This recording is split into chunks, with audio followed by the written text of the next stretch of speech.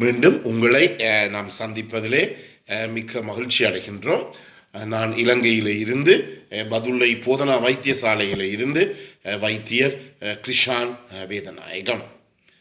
ஈரல் அலர்ஜி ஹெப்படைட்டிஸ்க்கு செய்யப்படுகின்ற இரத்த பரிசோதனைகளை பற்றி இன்றைக்கு நாங்கள் பார்க்கலாம்.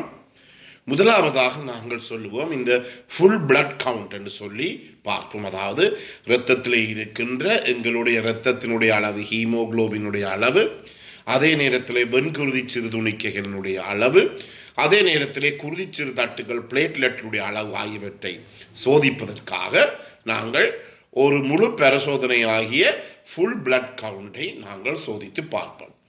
இரண்டாவதாக இரத்த சோதனை என்ன? சிஆர்பி எனப்படுகின்ற சி ரியாக்டிவ் புரோட்டீன் எனப்படுகின்ற ஒரு இரத்த சோதனை. இது ஏன் செய்யப்படுகிறது என்றால் இரத்தத்திலே ஏதாவது கிருமி தாக்கம், பாக்டீரியா தாக்கம் ஏதாவது இருக்கின்றதா என்பதை அறிவதற்காக. நான் முதலிலே சொன்னது போல இந்த ஃபுல் பிளட் கவுண்டில் இருக்கின்ற இரத்தத்தினுடைய அளவாகிய ஹீமோகுளோபினுடைய அளவு ஏன் பார்க்கப்படுகின்றது என்றால், சில நேரங்களிலே எங்களுடைய உடலிலே இரத்த அழிவு, ஹீமோலைசிஸ் என்று சொல்லுவோம், இரத்த அழிவு, அதாவது ஹீமோகுளோபினுடைய அழிவு ஏற்படலாம். இவ்வாறு இந்த ஹீமோகுளோபின் அளவுக்கு அதிகமாக போகின்ற போது எங்களுடைய ஈரலும் மண்ணீரலும் அதை கையாள முடியாத தன்மை, ஹேண்டில் பண்ண முடியாத ஒரு நிலைமை ஏற்படுகின்றது. இவ்வாறு இந்த கையாள முடியாத தன்மை ஏற்படுகின்ற போதுதான் எங்களுக்கு இந்த உடல் முழுவதும் மஞ்சளாகி, நாங்கள் ஜாண்டிஸ் என்று சொல்லுவோம், இக்டரஸ் என்று சொல்லுவோம், அல்லது மஞ்சள் காமாலை என்று சொல்லுவோம், அப்படியாக உடல் வருகிறது. என்றபடியினாலே தான் இந்த ஃபுல் பிளட் கவுண்ட் என்பது மிகவும் முக்கியமானது. எங்களுடைய இரத்தத்திலே இந்த இரத்தத்தினுடைய ஹீமோகுளோபினுடைய அழிவு, ஹீமோலைசிஸ் ஏற்படுகிறதா என்பதை பார்ப்பதற்காக. மூன்றாவதாக நாங்கள் பார்க்க போகிற சோதனை என்ன? இஎஸ்ஆர், எரித்ரோசைட் செடிமெண்டேஷன் ரேட் என்று சொல்லுவோம். இந்த இஎஸ்ஆர் எனப்படுகிற இந்த சோதனையானது ஏன் செய்யப்படுகிறது என்றால், இந்த இரத்தத்திலே சில நேரங்களிலே பல நோய்கள் ஏற்படும். அதில் முக்கியமாக ஓட்டோ இம்யூன் டிசார்டர், அதாவது எங்களுடைய உடலிலே இருக்கின்ற உடல் கலங்களுக்கு எதிராக எங்களுடைய உடலினுள்ளேயே பிற பொருள் எதிரிகள், ஆன்டிபாடிஸ் ஏற்படும். அதாவது உடலிலே இருக்கின்ற எங்களுடைய கலங்கள் என்று சொல்லுகின்ற போது அதை நாங்கள் ஆன்டிஜன் என்று சொல்லுவோம். பிறபொருள் எதிரிகளை நாங்கள் சொல்லுவோம் ஆன்டிபாடிஸ் என்று சொல்லுவோம். இந்த ஆன்டிஜன் ஆன்டிபாடி, அதாவது உடல் கலங்களுக்கும் உடற்கலங்களுக்கு எதிராக செய்யப்படுகின்ற இந்த புறபொருள் எதிரிகளும் ரெண்டும் ஒன்று சண்டை பிடிக்கின்ற போது உடலிலே பலதரப்பட்ட கலங்களினுடைய அழிவு ஏற்படும். இதை கண்டுபிடிப்பதற்காக நாங்கள் இந்த இஎஸ்ஆர் எனப்படுகின்ற பரிசோதனையை நாங்கள் செய்து பார்ப்போம். நாலாவது பரிசோதனையாக மிகவும் முக்கியமானது ஈரலினுடைய தொழிற்பாட்டு சோதனை, அதாவது லிவர் ஃபங்க்ஷன் டெஸ்ட் என்று சொல்லுவோம். எனவே இந்த லிவர் ஃபங்க்ஷன் டெஸ்டினுடைய தொழிற்பாடுகளை நாங்கள் ஏன் செய்கின்றோம் என்றால், ஈரல் எவ்வாறு செயற்படுகின்றது, ஈரலுடைய செயற்பாட்டிலே ஏதாவது மாற்றம் இருக்கின்றதா என்பதை நாங்கள் அறிவதற்காக. இதிலே முதலாவதாக செய்யப்பட வேண்டியது என்னவென்றால், இந்த லிவர் ஃபங்க்ஷன் டெஸ்ட், அதாவது ஈரலினுடைய தொழிற்பாட்டை பார்ப்பதற்காக செய்யப்படுகின்ற இரத்த சோதனை. இதிலே முதலாவதாக நாங்கள் என்னத்தை செய்வோம் என்றால், இந்த மஞ்சள் நிறமாவதற்கு காரணமாக இருக்கின்ற இந்த பிலிரூபினுடைய அளவு, அதாவது சீரம் பிலிரூபின் லெவல், இரத்தத்திலே இருக்கின்ற இந்த பிலிரூபினுடைய அளவு. இந்த பிலிரூபினிலே 3 சாதி இருக்கின்றது. முதலாவதாக முழுமையாக இருக்கின்ற பிலிரூபின், டோட்டல் பிலிரூபின்.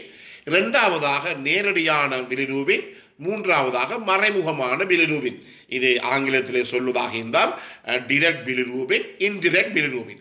இந்த 3 வகை சோதனைகளையும் நாங்கள் இந்த பிலிரூபினை மையப்படுத்தி நாங்கள் செய்ய வேண்டும். இந்த லிவர் ஃபங்க்ஷன் டெஸ்ட், ஈரல் தொழிற்பாட்டு சோதனையிலே இரண்டாவதாக நாங்கள் செய்ய வேண்டியது என்னவென்றால், இந்த இரத்தத்தில் இருக்கின்ற ஈரலினுடைய நொதியங்களை பார்ப்பது. அதை நாங்கள் SGOT, SGPT அல்லது இப்போது புதிதமாக ALT, AST என்று சொல்வார்கள்.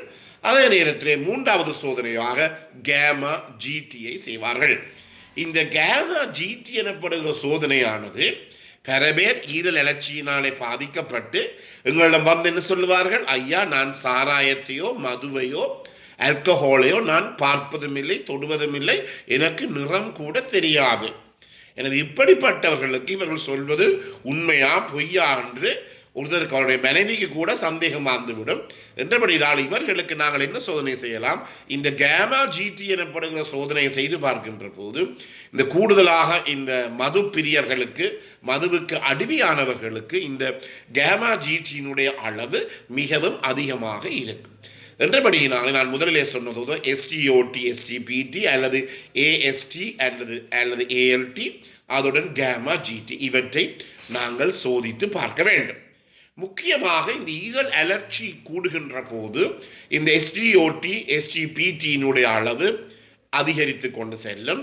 அதே நேரத்திலே அவர் மதுவுக்கு அடிமையாக இருந்தால் கேமா ஜிடியினுடைய அளவும் அதிகரித்து கொண்டு செல்லும். மிக முக்கியமாக கவனிக்க வேண்டியது என்னவென்றால், கடைசி நிலையிலே ஈரல் முழுவதுமே அழிந்து விட்டது, ஈரல் முழுவதும் சிரோசிஸ் ஆகிவிட்டது, ஈரல் முழுவதும் அழிந்து அழுகி பழுதாகிவிட்டது என்ற நிலைமையிலே இந்த SGOT SGPT அளவு எப்படியாக இருக்கும், நார்மலாகத்தான் இருக்கும், சாதாரணமாகத்தான் இருக்கும். இது முக்கியமாக பல பேர் விடுகின்ற ஒரு பிழையாக இருக்கின்றது. இந்த ALT ASTயை பார்த்து அது சரியாக ஒரு நார்மல் நிலைமையிலே, சாதாரண நிலைமையிலே இருக்குமாக இருந்தால், ஆம் என்னுடைய ஈரல் இதுவரை பழுதா போகவில்லை, எனக்கு ஒரு விதமான பயமும் தேவையில்லை என்ற ஒரு நிலைமை வரும். அது முற்றிலும் பிழையானது. பிந்திய ஈரல் தொழிற்பாடு பாதிக்கப்படுகின்ற நிலைமைகளிலே, அதாவது என் ஸ்டேஜ் டெர்மினல் லிவர் ஃபெயிலியர் அல்லது முழுதுமே சிரோசிஸான லிவர் ஃபெயிலியர் வருகின்ற போது என்ன நடைபெறும் என்றால், இந்த ALT AST நான் முதல்ல சொன்ன SGOT SGPTயினுடைய அளவு சாதாரண நிலைமையில்தான் இருக்கும். ஏனென்றால் அங்கு ஈரலிலே கலங்கள் இல்லை, அந்த கலங்கள் அழிவடைந்து அதன் மூலமாக இரத்தத்தில் இருக்கின்ற இந்த நொதியங்களுடைய இந்த என்சைம்ஸினுடைய அளவு அதிகரிப்பதற்கு என்றபடியிலானே தான் இரத்தத்திலே இவற்றினுடைய அளவு எப்படியாக இருக்கின்றது, ஒரு சாதாரண நிலைமையில தான் இருக்கிறது. எனவே முதலாவதாக நாங்கள் பார்க்கிறோம் இரத்தத்தில் இருக்கிற பிலிரூபின் அளவு, இரண்டாவதாக இரத்தத்தில் இருக்கின்ற ஈரல் நொதியங்களுடைய அளவு, மூன்றாவதாக இன்னும் ஒரு சோதனை இருக்கின்றது, அதை நாங்கள் சொல்லுவோம் ப்ரோத்ரோம்பின் டைம்.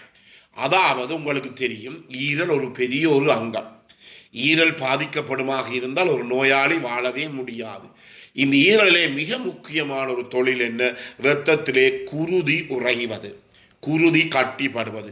ஒரு காயமோ அல்லது ஒரு விபத்திலே நாங்கள் பாதிக்கப்படுவோமாக இருந்தால் எங்கள் காயத்திலிருந்து அல்லது விபத்திலிருந்து வருகின்ற காயங்களிலே இருந்து வருகின்ற இரத்தம் 1-5 நிமிடங்களுக்குள்ளே கட்டிப்பட்டுவிடும்.